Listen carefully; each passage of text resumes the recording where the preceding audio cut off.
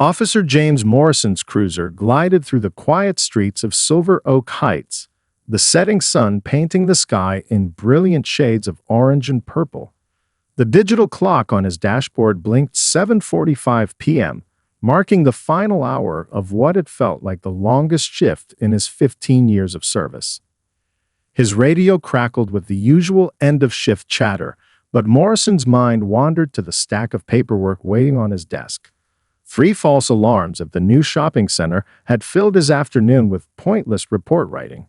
The memory of Mrs. Henderson's persistent complaints about her neighbor's wind chimes still echoed in his ears.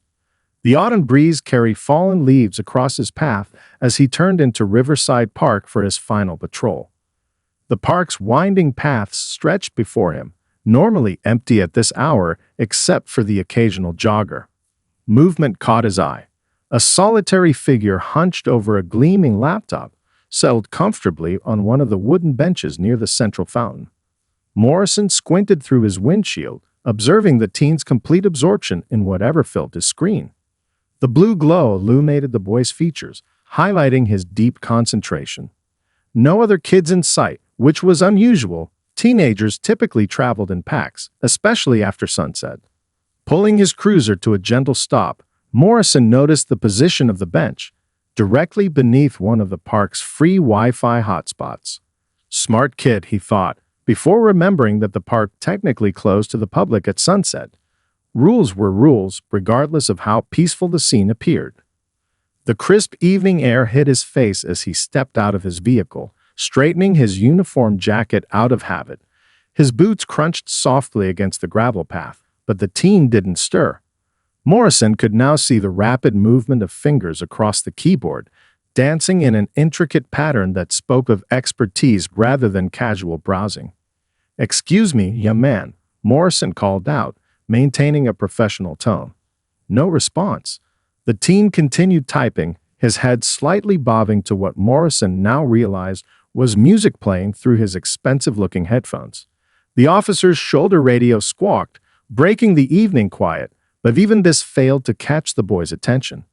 Taking a few steps closer, Morrison noticed lines of complex code filling the laptop screen. This wasn't some kid watching videos or scrolling through social media. The screen displayed what appeared to be serious programming work.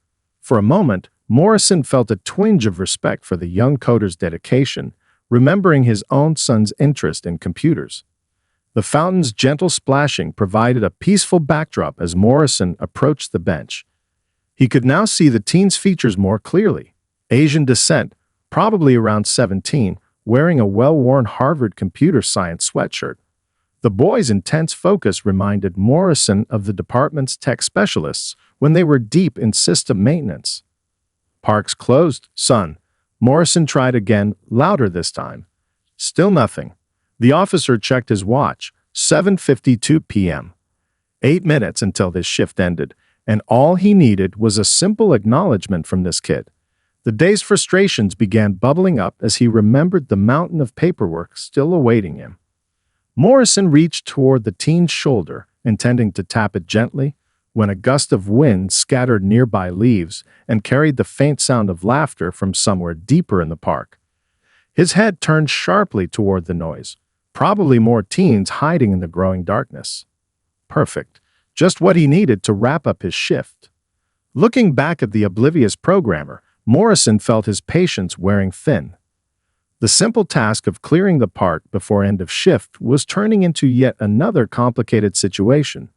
As his frustration mounted, he failed to notice the small name tag on a laptop's lid, property of Marcus Chen, a detail that would have changed everything that happened next. The distant laughter grew louder, pulling Officer Morrison's attention away from the focused teenager once again. Shadows moved between the trees, confirming his suspicion about other young people in the park. He'd have to deal with them too, but first, the seemingly deaf programmer needed to acknowledge his presence. Morrison circled the bench, his shadow falling across the laptop screen. The code displayed was unlike anything he'd seen before. Complex patterns of symbols and text that somehow made sense to the young man before him. The teen's fingers never stopped moving, creating line after line with remarkable speed. "Last warning, Morrison announced, his voice carrying clearly across the empty park.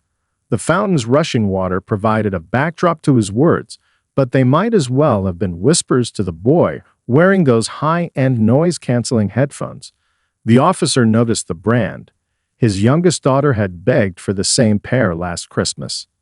A cool breeze rustled through nearby trees, carrying the sweet scent of evening jasmine from the park's garden. The pleasant aroma contrasted sharply with Morrison's growing irritation. His watch now read 7:56 p.m. 4 minutes until shift end, and this simple situation was eating away at his remaining time. The teen's screen suddenly filled with a test sequence, numbers and letters racing across the display. A small smile played across the boy's face as he watched his creation come to life. Whatever he was working on clearly brought him joy, a fact that only frustrated Morrison further. The park rules existed for everyone's safety, not just those who happened to be doing something productive. Morrison reached for his flashlight, considering shining it on the keyboard to finally get the teen's attention. Before he could, a notification popped up on the laptop screen. Emergency Response System 2.0. Test sequence complete. All systems operational. The officer paused, his curiosity momentarily overriding his annoyance. What kind of high school kid works on emergency response systems? The sound of breaking glass echoed from somewhere near the park's eastern entrance, followed by more laughter. Morrison's head snapped toward the noise. Now he had potential vandalism to deal with, and this unresponsive teen was still consuming valuable time. His patience, worn thin by the day's events, was reaching its breaking point. "Young man," Morrison tried one final time, his voice sharp enough to startle a nearby squirrel. The teen's head bobbed slightly to whatever music played through those expensive headphones, completely oblivious to the authority figure standing over him. The screen continued displaying test results, each success notification seeming to mock Morrison's failed attempts at communication. The officer's hand moved to his shoulder radio, considering calling for backup to deal with the possible vandalism situation. The other teens could be causing real damage, but he stood here trying to get one kid's attention. His frustration peaked as another crash sounded in the distance, followed by more juvenile laughter. Morrison noticed a small red light on the side of the teen's headphones, a recording indicator. Was this kid recording himself, creating content for social media while trespassing after hours? The thought pushed him closer to his limit. First the false alarms, then the endless complaints about wind chimes, and now this seemingly deliberate disrespect. The laptop screen flickered as new code appeared, the teen's fingers flying across the keys with renewed energy. Below the main display, a status bar showed implementing final security protocols. Whatever project this young man was working on, it clearly held his complete attention. Unfortunately for both of them, that same unwavering focus would prove to be the catalyst for what happened next. Morrison's watch beeped softly, 8:00 p.m. His shift was officially over, but now he'd have to stay late dealing with both this situation and whatever chaos was unfolding at the park's eastern entrance. As if sensing the tension, the fountain's spray shifted in the wind, its peaceful sound now seeming more like white noise building to a crescendo. Time seemed to slow as Officer Morrison stood in the growing darkness, his accumulated frustrations crystallizing into a single moment of rash action. The distant sounds of troublemaking teens, the soft beeping of his watch marking the end of his shift, and the continuous clicking of keyboard keys all merged into a symphony of irritation. The laptop screen brightened suddenly, casting a stronger blue glow across the teen's absorbed face. Lines of code continued streaming past, each character representing hours of dedicated work that Morrison couldn't begin to understand. A small progress bar appeared. Emergency Response Protocol Update, 98% complete. Morrison took one final deep breath, reminding himself of his training in dealing with difficult situations. He reached forward, intending to tap the laptop's lid close, a clear but harmless signal that would finally get the teen's attention. At that exact moment, another crash echoed from the eastern section of the park, followed by the sound of skateboard wheels on pavement. something snapped. Instead of the gentle closing motion he planned, Morrison's hand moved in a sharp, decisive arc. The laptop lifted from the teen's knees as if in slow motion, its screen still glowing with the fruits of countless hours of programming. For a split second, the device hung suspended in the autumn air, its fate already sealed but not yet realized. The teen's eyes finally lifted from the screen, widening in horror as he watched his precious computer tumble through space. His hands reached out instinctively, but it was too late. Time resumed its normal pace as the laptop struck the concrete path with a sound that seemed to echo across the entire park. Pieces scattered across the pavement. Keys popped free from their housing. The screen cracked in a spiderweb pattern, and the small green circuit board skittered away into the growing shadows. The teen sat frozen, his expensive headphones finally slipping from his ears to rest around his neck. The music, now faintly audible, played an upbeat tune that felt grotesquely out of place. Morrison started to speak, the reality of his actions crashing over him, just as the laptop had crashed into the ground. The teen slowly stood from the bench, his face a mask of disbelief as he surveyed the destruction before him.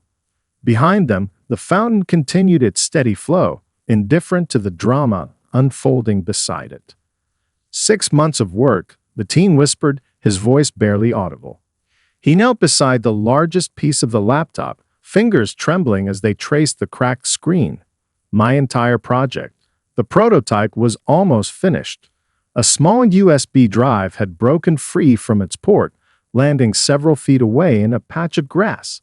Morrison's training kicked in, pushing him to maintain authority despite his internal recognition of having gone too far. "The park closes at sunset," he said, his voice gruffer than intended. "You were asked multiple times to leave." The words sounded hollow even to his own ears. The teen carefully gathered the scattered pieces, collecting them with the reverence one might show ancient artifacts. His hands shook slightly, but his movements were methodical, determined. When he spoke again, his voice carried an unexpected strength. "This was my college application project. I've been developing an emergency response system that could have helped save lives." A notification sound emanated from the broken laptop. Somehow, despite its damaged state, the screen flickered one last time. "Emergency response protocol update. Failed. All progress lost." The message seemed to hang in the air between them, an accusation in digital form. Morrison watched as the teen placed the broken components into his backpack, each piece representing countless hours of lost work. The officer's mouth felt dry as he reached for his citation book, protocol warring with conscience. He needed the teen's information for his report, but the question that would reveal everything stuck in his throat. Officer Morrison flipped open his citation book, its pages crisp under the nearby lamp post that had automatically illuminated as darkness settled over the park. His pen hovered above the blank form, muscle memory guiding him through the motions of a procedure he performed countless times before. "Name?" he asked, maintaining his professional tone despite the growing unease in his stomach. The teen stood straight back before him, broken laptop cradled in his arms like a wounded pet.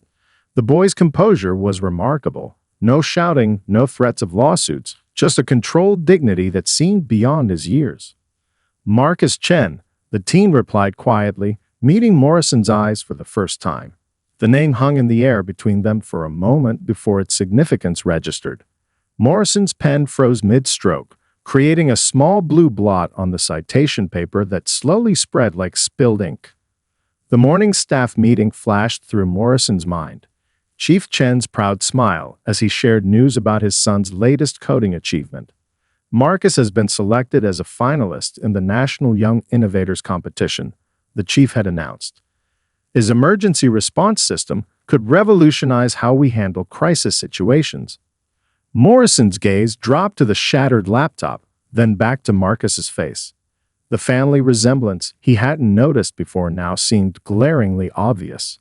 The same determined set of the jaw, the same analytical gaze that the chief used when evaluating complex situations.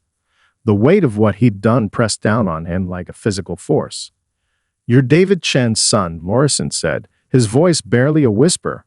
The citation book suddenly felt heavy in his hands, its pages damning evidence of this catastrophic evening. The fountain's steady splash seemed to grow louder, filling the silence between them. Marcus nodded slowly, carefully placing the broken pieces of his laptop into his backpack. "Yes, sir. Dad's been helping me test the response algorithms after the shifts." He zipped the bag closed, each tooth of the zipper clicking like a countdown to Morrison's career implosion. He was supposed to present the prototype to the city council next week. The distant troublemakers had gone quiet, their earlier crashes and laughter replaced by the gentle rustling of leaves in the evening breeze.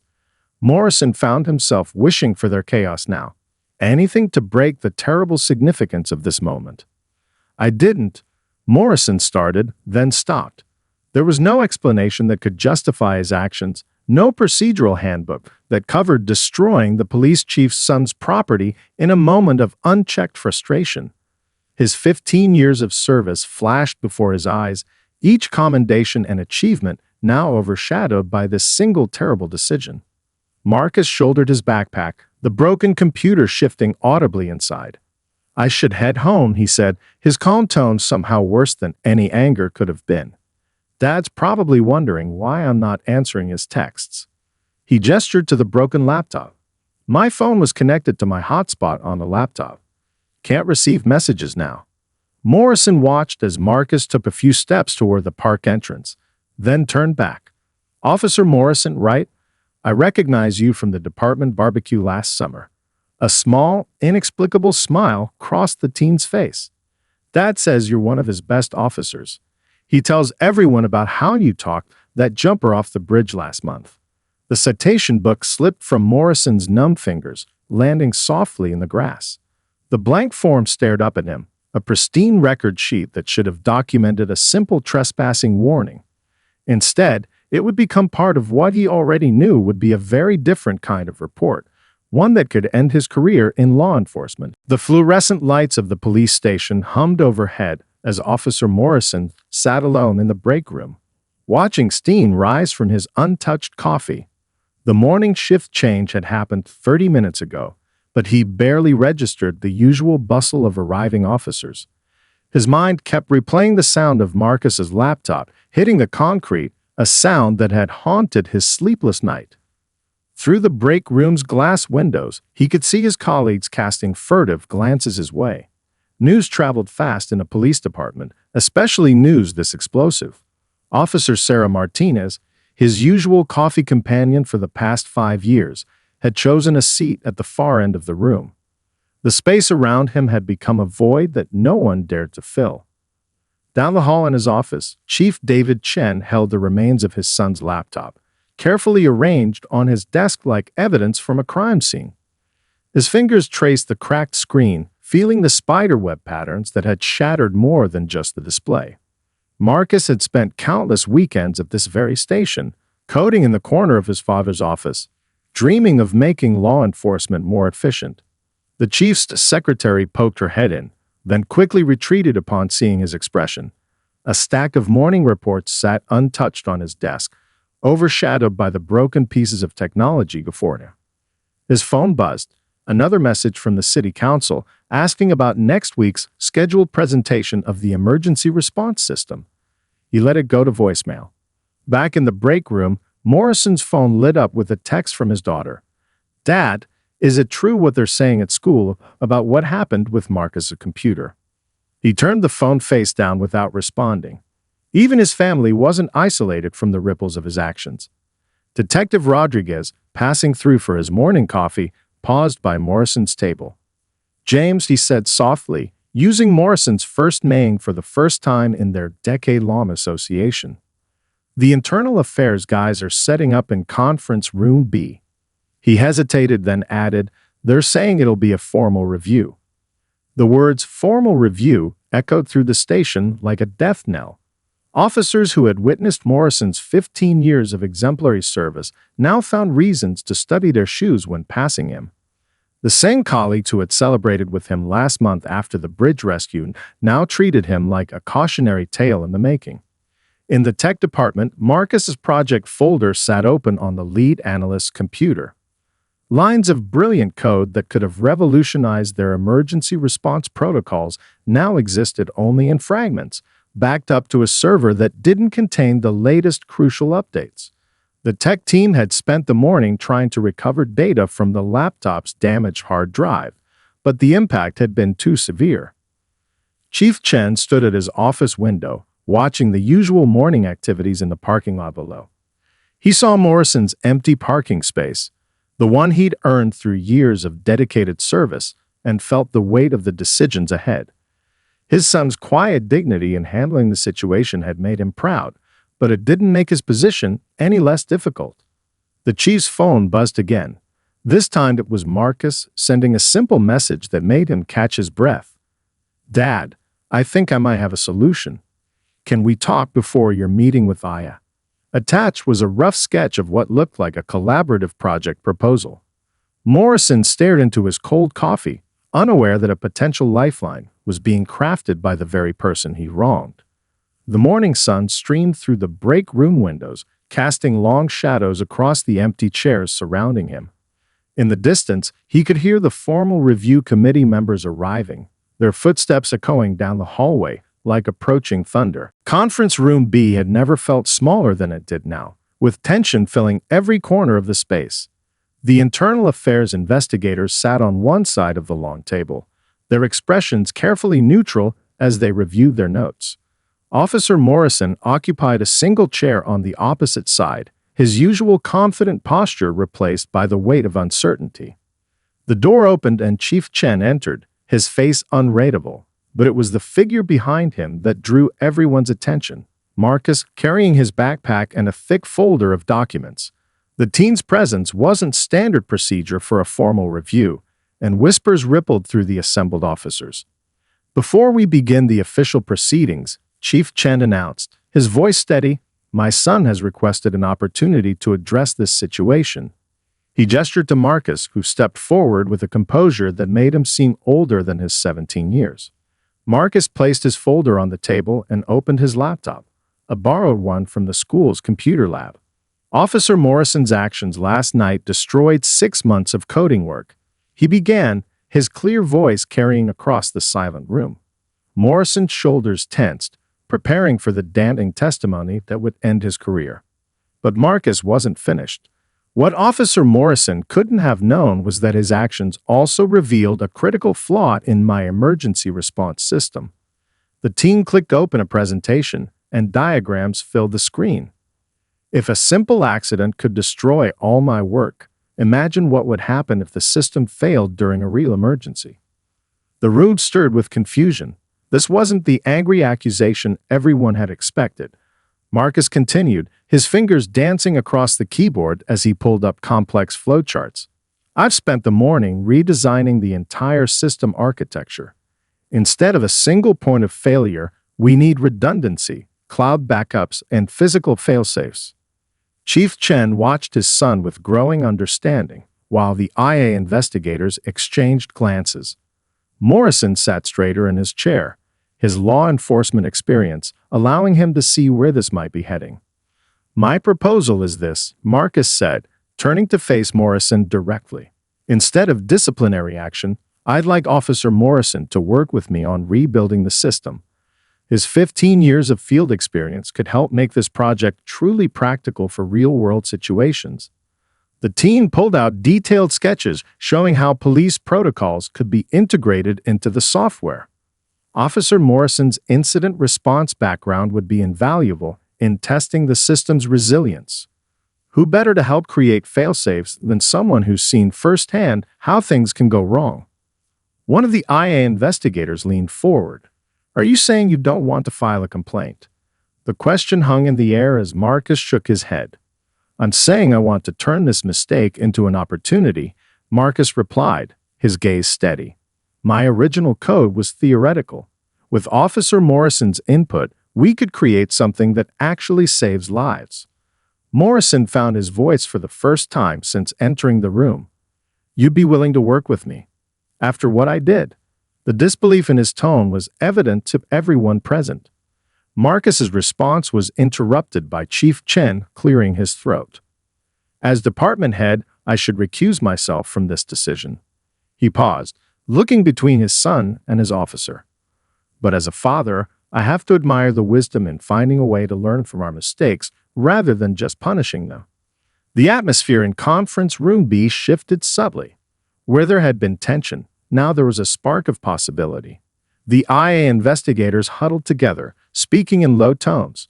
Morrison looked at the complex diagrams on Marcus's screen, seeing for the first time the full scope of what the teen had been creating that night in the park. Chief Chen watched it all, recognizing that sometimes leadership meant knowing when to step back and let wisdom emerge from unexpected places. The police station's small computer lab had become their unlikely sanctuary over the past 2 weeks. Officer Morrison sat beside Marcus, watching the teen's fingers fly across the keyboard of his new laptop, a temporary replacement from the department's tech division. Steam rose from 2 cups of hot chocolate, a peace offering that had become their daily ritual. "So walk me through this scenario again," Morrison said, pointing to the flowchart on the screen. "What happens when multiple emergency calls come in simultaneously?" His question reflected a real situation he'd faced last summer when a traffic accident had coincided with a building fire. Marcus nodded, pulling up a new window of code. "That's where your experience has been invaluable. See this priority matrix." He highlighted a section of the program. It uses artificial intelligence to analyze keywords, caller distress levels, and available resources to make split-second allocation decisions. Morrison leaned closer, his earlier discomfort around computers fading as understanding dawned. Like dispatch trudge, but automated. He thought about all the times he'd wished for faster response coordination during crisis situations. "Exactly," Marcus replied, his enthusiasm evident. "And look at this." He opened another module, revealing a map interface dotted with color-coded icons. The system tracks all active emergency units in real time, calculating optimal routes based on traffic patterns and road conditions. The officer's eyes widened as he recognized the practical applications. "Last month, we lost precious minutes because a construction detour wasn't updated in our system." He pointed to a section of the map. "How does it handle unexpected road closures?" Marcus grinned, clicking through to another screen. "That's actually based on your suggestion from last week." The display showed a network of data sources, including traffic cameras, social media updates, and emergency scanner feeds. The system now continuously updates route information from multiple sources. Their collaborative sessions had evolved from awkward beginnings into a smooth partnership. Morrison's real-world experience helped identify potential problems, while Marcus's technical skills transformed those insights into solutions. The teen's initial project had been impressive, but this new version was becoming something extraordinary. Down the hall, Chief Chen paused outside the lab, observing through the window. He watched as his son excitedly explained a new feature, Morrison nodding with genuine interest. The sight of them working together, despite their rocky start, reinforced his belief in second chances. "The facial recognition module is giving me trouble, though," Marcus admitted, running a hand through his hair. "It's supposed to help identify missing persons, but the processing speed isn't where it needs to be."